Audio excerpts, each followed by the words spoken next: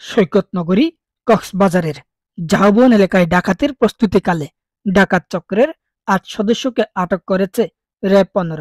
এ সময় দেশীয় অস্ত্র উদ্ধার করা হয়েছে। সোমবার ৪ ডিসেম্বর দিবাগত রাত ২টার দিকে অভিযান চালিয়ে তাদের আটক করা হয়।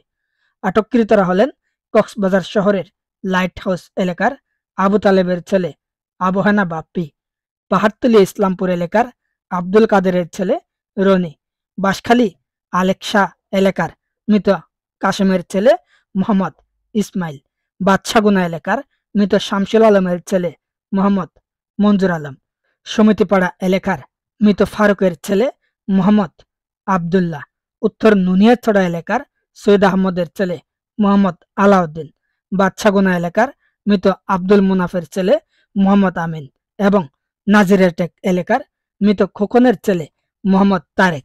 বিষয়টি নিশ্চিত করেন র‍্যাব ১৫ এর অতিরিক্ত পুলিশ সুপার মোহাম্মদ আবু সালাম চৌধুরী।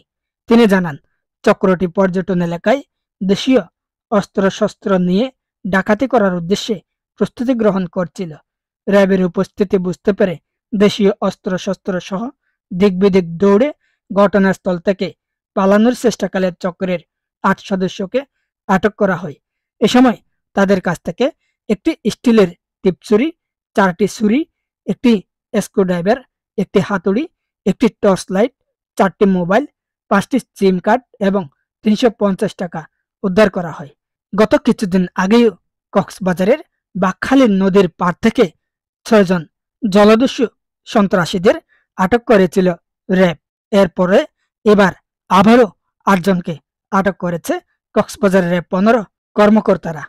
মোবারক Uddin Noyon, the Cox News, TCN, Cox's Bazar.